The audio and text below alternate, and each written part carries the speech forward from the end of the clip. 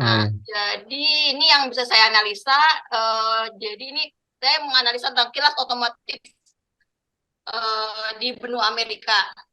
Saya tidak bisa menyebutkannya itu Amerika atau benua Amerika karena tidak ada keterangan negara mana gitu. Itu hanya menyebutkan Amerika. Amerika kan is a continent ya. Ya. Jadi saya tidak berani menyebutkan itu United States. Oke. Okay. Jadi ini saya dapat data dari Kaggle, dataset ini linknya ada.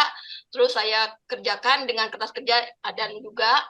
Terus saya mengolah 157 data set dengan 16 baris.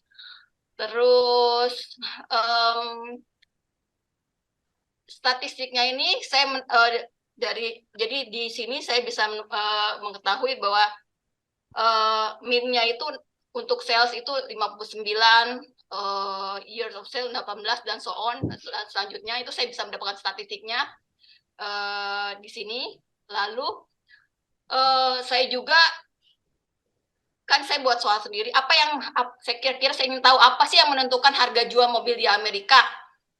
Kalau lihat dari salesnya ya, akhirnya saya analisa sales dengan years, sales dengan price in thousand, dengan ukuran mesin, dengan daya segala macam.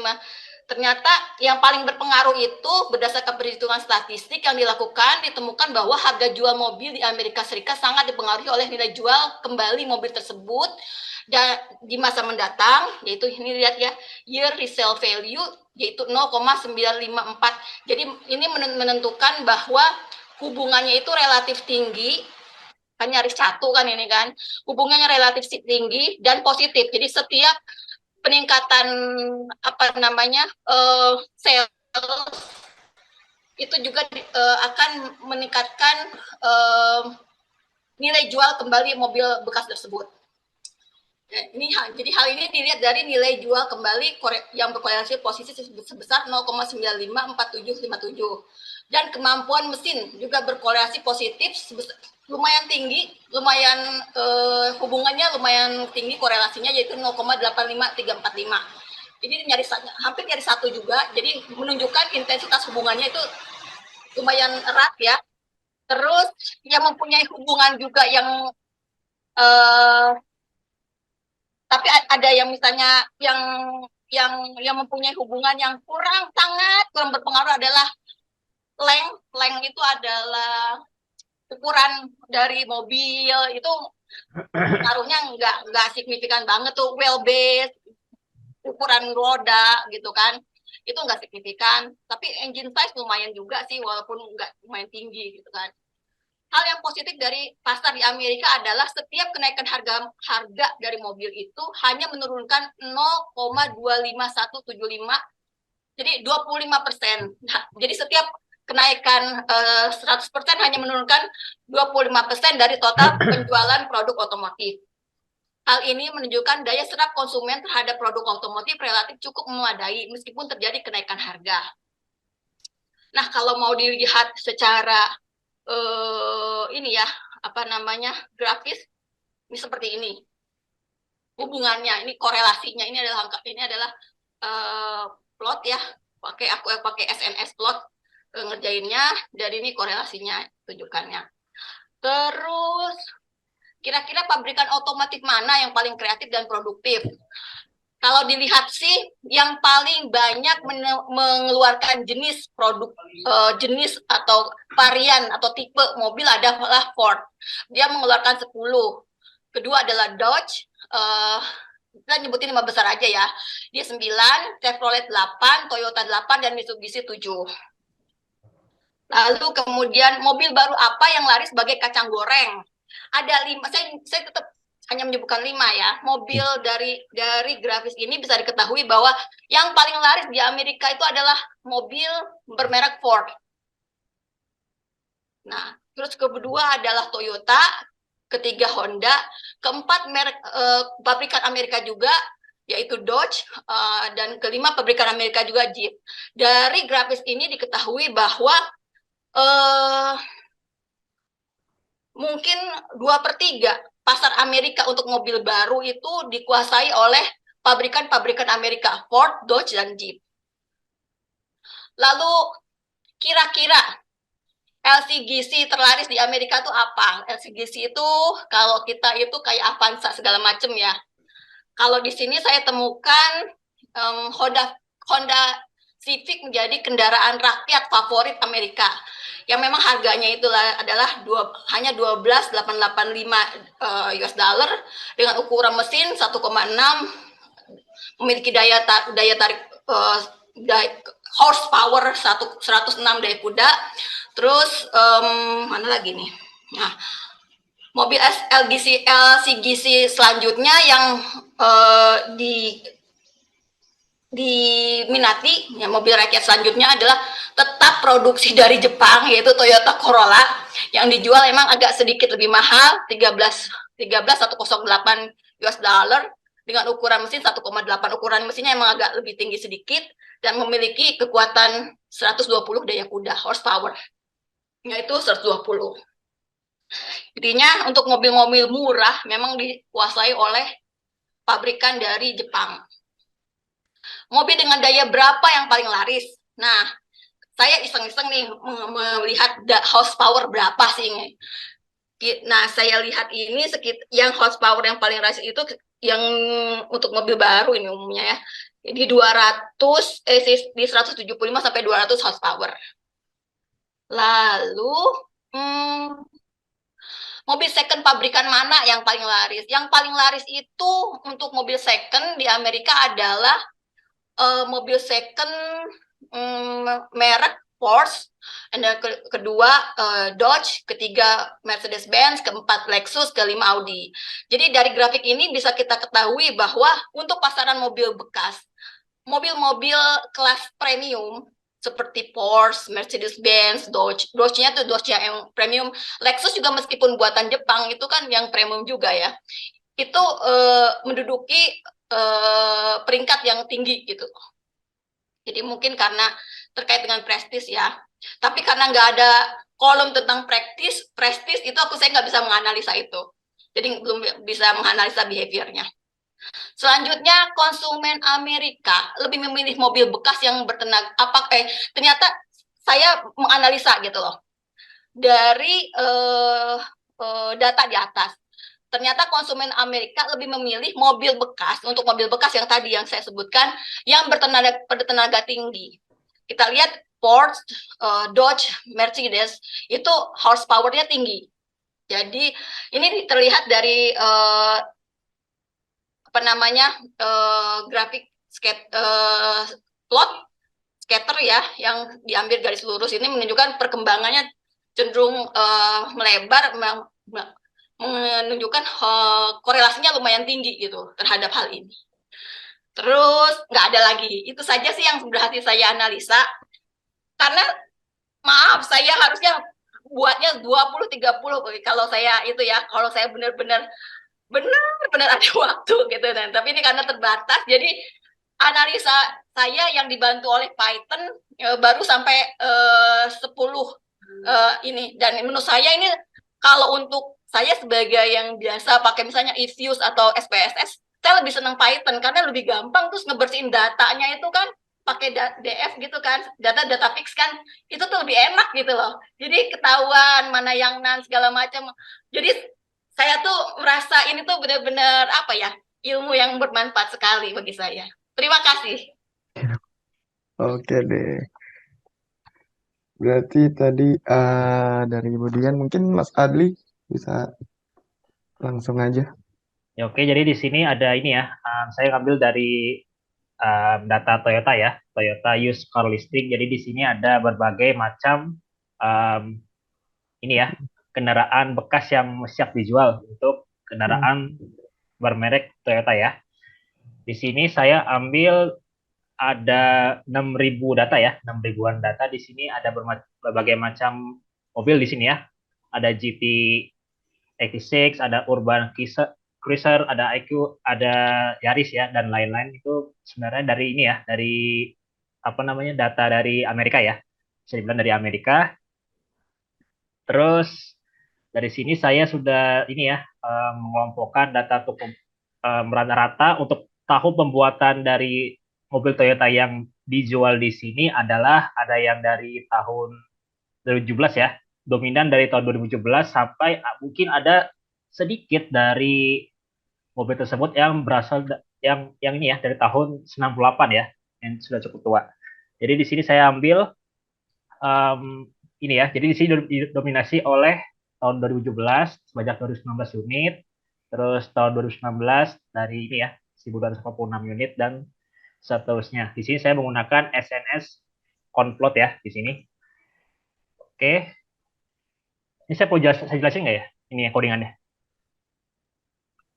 Mungkin kalau misalnya bisa ya nggak apa-apa. Oh ya. Jadi di sini saya kan ini ya awalnya saya pakai data fix year value count ya. Jadi untuk mengetahui mobil banyaknya mobil tiap tahun pembuatannya ya, tiap tahun pembuatannya. Jadi pada saat saya run data fix year value count itu keluarnya year sama value count ya.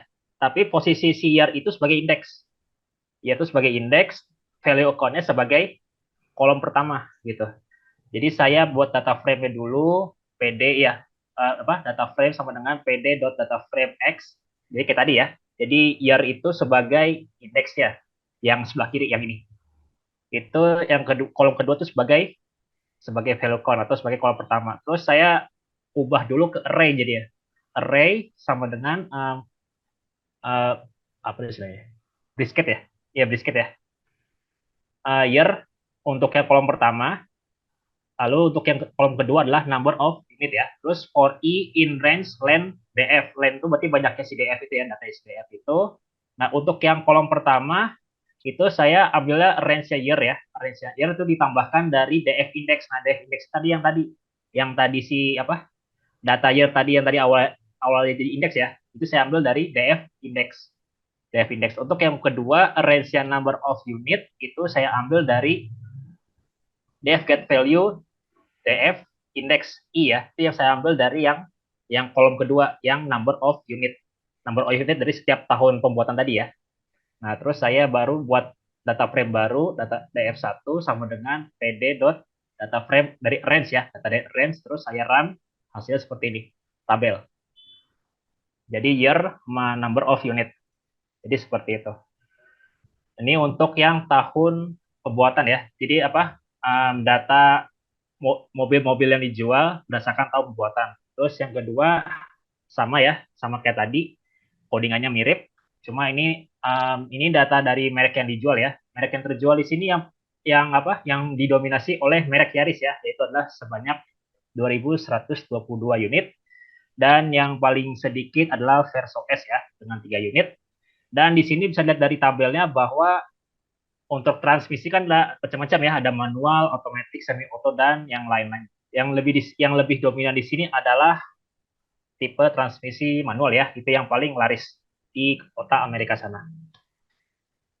Oke, mungkin itu saja ya untuk pembahasannya karena saya ada kendala dari codingan kemarin, jadi saya mungkin hanya sampai sini dulu. Jadi saya nggak bisa membahas dari harga ya, dari harga. Jadi saya mohon dimaafkan sebesar-besarnya.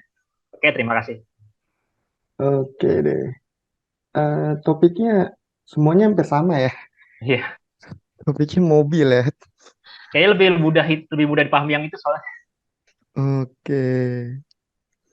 Enggak, Jadi, tadinya saya Mas mau ngambil yang virus, cuma Banyak virus takut, tuh. takut waktunya nggak cukup. Terus kan datanya lebih gede. ya benar sih. Kayak gitu. Oke deh. Jadi gimana nih selama eh, ngikutin kelasnya Python? Gampang Ya, atau susah? dibilang gampang, iya, dibilang susah, iya. Susah mungkin di logika, tapi kalau masalah penggunaan Hmm, apa penggunaan itunya apa itunya si library. ya library-nya bisa dibilang mudah sih dari pahami. Terus ada dokumentasi-dokumentasinya juga kan. Ya Tinggal. betul. Hmm. Apalagi kan dari awal kan udah dapat bekal ya. Maksudnya kayak tadi kan Mas Ardi kayaknya pakai looping ya kan. Ya. Itu kan bekal yang kita ada ambil ya dari awal. Hmm. Berarti kan ya walaupun pakai library berarti mereka juga masih pakai sintaksnya si Python kayak gitu. Iya. Hmm. Buat analisis juga lebih gampang ya, lebih enak. Iya. Tinggal ngubah value, ngubah nama kolom segala macam. Mau datanya 10.000 juga kalau misalnya kita drop NA juga udah kelar ya. Iya. Selesai semuanya. Hmm. Kayak gitu. Bikin grafik juga udah banyak bantuan ya dari Matplotlib mungkin, dari Seaborn. Ya, gampang banget tinggal ngambil datanya aja. Iya. Jadi plotting. Tadi kalau misalnya kayak uh, Budian tuh ya banyak tuh plot scatternya ya. Itu biasanya plot scatter itu memang dibuat untuk apa ya, klasifikasi sih kayak tadi benar. Ya. Kasih pakai atau kalau statistik korelasi atau multikorelasi. Nah, Hmm. ya tuh biasanya dipakai plotting scatter itu. Ya sih, gimana kira-kira? Ada kesan dan pesannya gitu untuk di pertemuan terakhir? Kalau aku sih kesannya aku tuh jadi pengen ngulik lagi. Jadi kalau "Ih, ini enak buat mainan gitu loh. Karena emang Hmm, pada dasarnya seneng statistik. hmm, Terus terus ketika ada dapat ini gitu loh, saya nggak harus ngebersihin data, outlier segala macem gitu kan. hmm. Ketika pakai ini tuh tinggal cleansing sebentar, cuma pakai coding itu, terus data udah aman gitu loh dijalanin. Nah itu saya Iya. senengnya situ. Tuh. Jadi sekarang ada selanjutnya tuh kalau saya mau belajar tuh saya lihat dibuka-buka di orang-orang coding-codingnya tuh ada macam-macam fungsi statistik yang memang lebih advance. Itu kayaknya aku akan nanti ke arah sana aku akan belajar gitu Iya. sih. Terus aku gara-gara ujian ini jadi nemu web-web yang menurut aku berguna gitu loh. Yang free cam code gitu kan. Iya. Terus sama Kate Gale gitu kan. Untuk ternyata karena saya kayaknya lebih cocok sama si Kate Gale, penjelasannya lebih mudah, saya ngikutin itu. Ketika misalnya saya kesulitan, saya lihat penjelasannya, oh saya aplikasiin bisa di situ. Iya, Jadi benar. ketika alhamdulillah saya dapat dasar dari Mas Andi.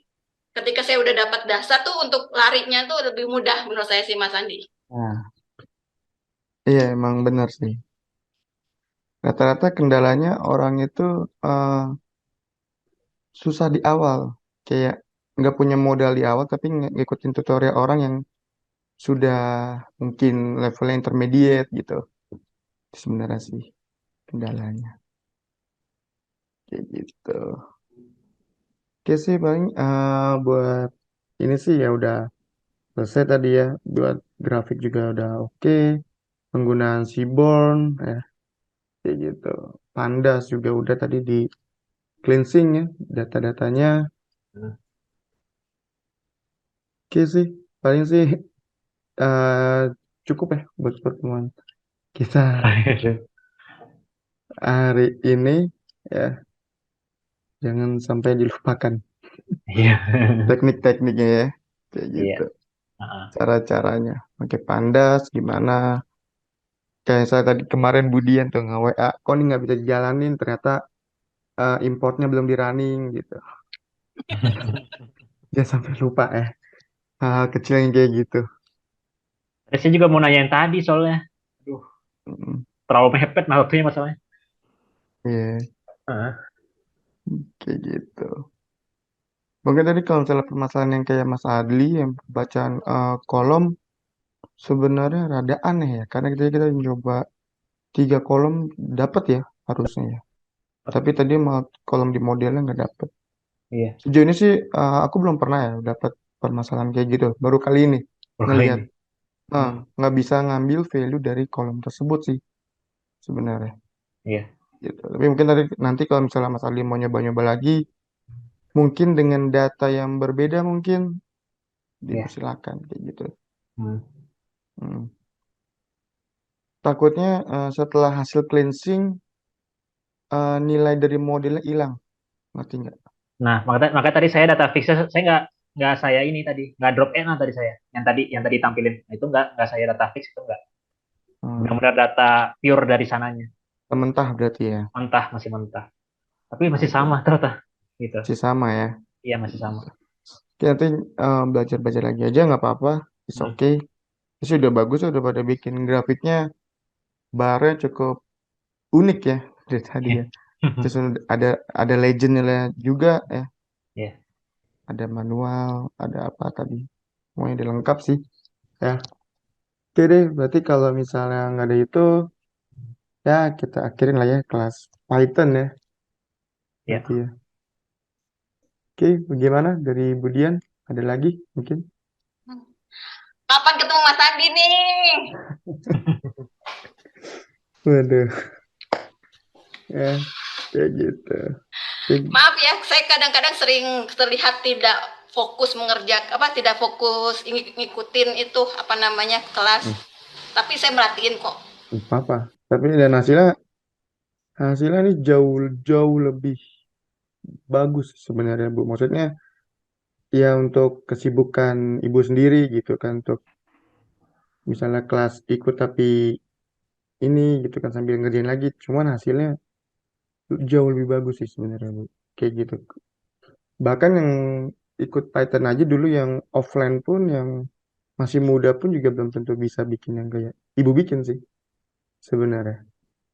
Hasil analitiknya bagus, ya dari grafiknya juga oke gitu, gampang dibaca, kesimpulan juga sesuai dengan grafiknya, dan nerapin beberapa dari library-nya ya. Apalagi tadi Nampi tadi ada min, max, medium ya.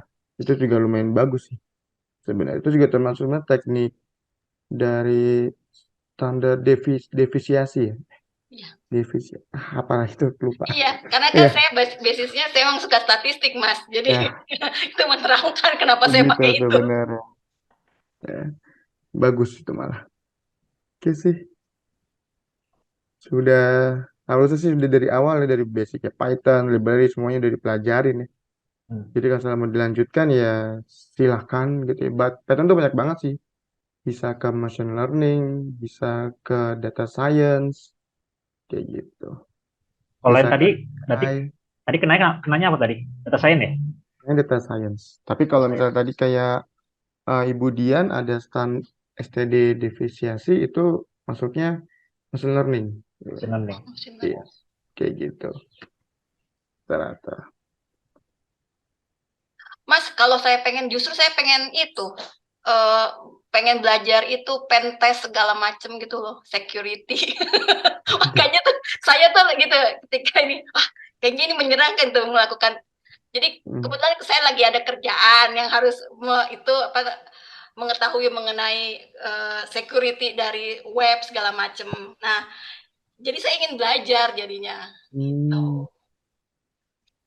Kalau kayak Oke. gitu dimulai dari mana ya, Mas ya? Dimulai dari mana ya kalau mau belajar kayak gitu ya? Yang gratis aja dulu, Bu. Apa? Aku kurang tahu sih kalau untuk mengenai security seperti itu Gitu. sih, Bu. Kayak gitu sih. Abis aku penasaran pengen pengen nyobain pentest. Iya. Saya juga kurang tahu mengenai infonya. Intinya kalau saya mau lebih advance, saya harus mendalami machine learning ya, Mas ya. Iya, kayak gitu. Oke, setelah Python apa? Harus belajar R. R perasaan sama aja dengan Python deh. Sama aja. Ini hari ini sama aja sih sebenarnya. Mm-mm. Dan cuman dari sisi bedanya codingannya aja sih, sintaksnya. Kayak gitu. Sisanya sama aja dipakai buat machine learning bisa, buat data science juga bisa, nampilin grafik pun juga bisa sih. R itu kayak gitu sih. Lebih mudah Python atau R? Kalau dibanding lebih mudah dipelajari sih Python sih, karena aku juga pernah belajar R itu sedikit lebih apa ya, Kompleks. kompleks aja kayak gitu. Hmm. Dan kan Python ini termasuk bahasa yang populer lah. Maksudnya pastinya kalau misalnya kita mau belajar data science pun kebanyakan tutorial pun makanya Python kayak gitu. Jadi gampang untuk belajar ya kayak gitu. Tapi kalau misalnya emang mau nyoba yang R, ya silakan aja. Karena kan udah nggak kaget lagi sintaks-sintaks dari coding kayak gitu. sama aja mereka sebenarnya. Cuma kalau R itu makanya R Studio sih, kayak gitu. Kalau mau dipakai silahkan. Oke. Untuk bahasa lain seperti C++ atau ini gimana? Mm-mm. Itu Hmm, sintaksnya sama aja ya, tuh? beda. Beda. Kalau kalau itu C++, C Sharp, yaitu mereka bersaudara lah. Cuman fungsinya beda sama kayak Python, kayak gitu. Oh. Jadi Mereka belajar dari nol lalu berarti ya? Kalau untuk yang bahasa itu. sebenarnya dari semua dari logika, dari semua logika itu kayak if else, looping, array, atau kita sebutnya mungkin data list, ataupun mungkin ada data dictionary, ya kan? Atau kelas atau metode yang udah kita pelajarin itu sebenarnya di semua bahasa pemrograman itu sama Oh gitu. sintaksnya. Iya, Hmm. semuanya sama sebenarnya kayak gitu. Cuman perbedaannya biasanya sih penulisan variabelnya, deklarasi tipe datanya. Kan kalau kita kan di Python nggak perlu deklarasi tipe datanya apa kan. Oh. Maksudnya langsung aja X sama dengan 10. Nah, itu kan udah pasti integer. Tapi kan Hmm. kalau misalnya mungkin di beberapa bahasa harus dideklarasikan dulu gitu. Di Java tuh kayak kalau nggak salah kayak gitu. Jadi harus dideklarasi dulu tipe datanya. Kayak gitu. Tapi sisanya untuk logikanya semuanya sama. Tinggal penyesuaian aja ya berarti ya? Tinggal penyesuaiannya aja. Kayak gitu. Oh gitu. Oke. Mm-mm. Sebenarnya kayak gitu. Jadi Semuanya Python sama. emang, jadi Python emang berarti mau mula-mula mesti Python dulu berarti ya, biar ini, biar gampang ini ya, kenalin bahasa yang lain. Untuk secara logika, iya. Cuman kalau misalnya bilang Python itu cocok untuk pemula gitu. Hmm. Iya, pemula untuk logika. Tapi kan kita kan di bidang IT kan banyak ya. Maksudnya ada web development, ada mobile development, ada data science. Kan nggak mungkin kalau misalnya kita mau ngambil web, tapi belajarnya Python gitu kan tuh nggak mungkin. Oh. Tapi paling nggak ya dia mengasah logika aja. Kayak gitu. Nantinya kalau misalnya di WebKit berarti logikanya diimplementasiinnya di bagian JavaScript ataupun PHP kayak gitu. Tapi kan jelas butuh penyesuaian lagi Iya. kayak gitu sih. Intinya diulik dulu ini sampai benar-benar advance ya Mas Sandinya. Iya, boleh kayak gitu. Karena aku lihat sampai otomasi juga bisa dilakukan lewat Python gitu loh. Ya lumayan lumayan banyak sih Mhm. dari supervisor unsupervisor itu datanya cukup cukup banyak. Bisa bisa diolah lagi teknik-tekniknya. Hmm, Saya oke. dulu ingat bahasa Pascal, saya dulu belajar waktu kuliah, bingung bingung banget gitu. Pas saya tahu Python baru, oh gitu, itu aja gitu ya, oh baru ngerti gitu maksudnya apa Se- gitu. Heeh. Secara sintaks memang lebih sederhana Python. Lebih sering Python, jadi lebih mudah dipahami gitu. Ah, ya. Pertama kali lihat pemrograman langsung dihadapi sama Pascal, saya bingung sendiri gitu. Benar, harus ini gitu, syaratnya banyak Iya, gitu. Nah, apalagi Java itu juga lumayan. Ya tapi semua bahasa punya tingkat kesulitannya masing-masing sih. Iya. hmm, iya. Kayak gitu. Tapi sih bener sih aku mau daripada ngaclok-ngaclok belum ahli-ahli cuma mau tahu permukaannya aja kayaknya bener saya harus ini ngulik ini lebih lama Iya, Jadi karena kalau banyak codingan yang saya masih belum ini nih ngerti apa namanya belum advance lah belum tahu gitu. iya. Terus Cuman ya minimal udah nggak kaget lah. Ya. ya. iya. Terus saya tuh senang tuh dari Seaborn itu saya dapat macem-macem juga gitu loh. Ah, ya. Melihat data tuh dengan berbagai macam variasi dan untuk apa gitu tuh saya baru pikir oh ternyata data ini bisa diginiin oh bisa diginiin. Saya kan Nah, baca gitu sampai discussion apa saya bacain wah lucu-lucu ternyata dan itu memang harus dicoba terus tuh. harus. Mm-mm. Kayak gitu. Dokumentasi juga udah ada di webnya langsung. Kalau salah bingung, kayak kita kan kemarin nyoba dari dokumentasi ya, tinggal diketahui aja caranya kayak gimana. Kayak gitu. Ya, cuma itu sih di Seaborn tuh juga ngasih tahu kalau misalnya untuk statistik ya ternyata variabelnya misalnya terlalu banyak yang di running dia akan ngasih tanda merah red alert. Hmm, hati-hati kamu ini karena ada kemungkinan itu akan nggak jalan atau gimana. Jadi saya selalu memperhatikan tuh ada red alert dari si board ketika ngerunning datanya gitu loh. Oh Tuh iya benar. sih. Dia menyenangkan sekali lah ini pahit.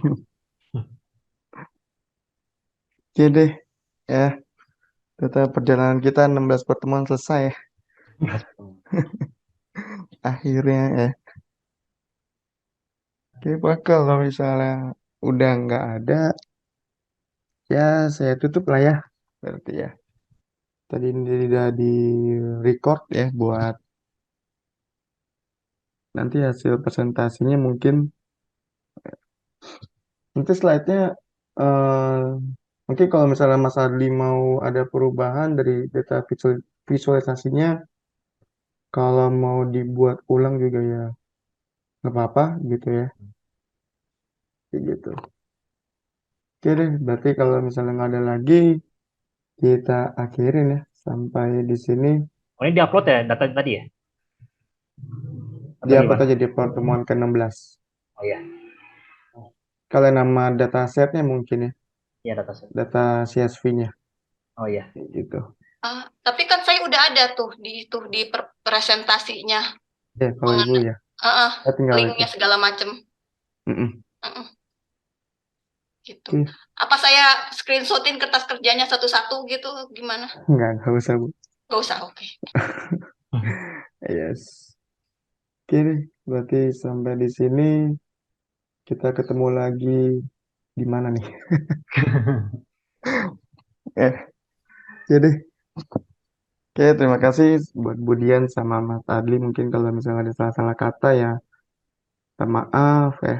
Ya, Kayak gitu. kami juga. Oke. Oh ya, ini Hmm? nanti sertifikat dapat dikasih kapan ya? Biasanya nanti dari hasil penilaian dulu, habis itu biasanya sih seminggu dari hasil penilaian. Oke, nah, oke. Kayak gitu. Tapi sih nggak terlalu lama sih. Nah, gitu. Paling Oke. penilaian kalau nggak besok ya Sabtu tuh udah. Itu biar nanti sertifikatnya bisa diproses lebih cepat. Hmm. Kayak gitu. Diambil ke sana ya? Nggak usah. Nanti dikirimnya mungkin via apa? Email mungkin ya. Oh, email. Oke. Hmm. Oh, Mungkin ini nanti apa? Soft file itu ya? ya software. Nanti bisa tulis aja nama lengkap sama emailnya ya di grup WA. Oh iya, Nanti buat form nilai sama dikirim software kayak gitu. Oke oke. deh. Paling kalau nggak ada kita akhirin sampai di sini. Terima kasih buat Ibu Dian sama Mas Adli ya. Terima kasih juga, Mas Andi.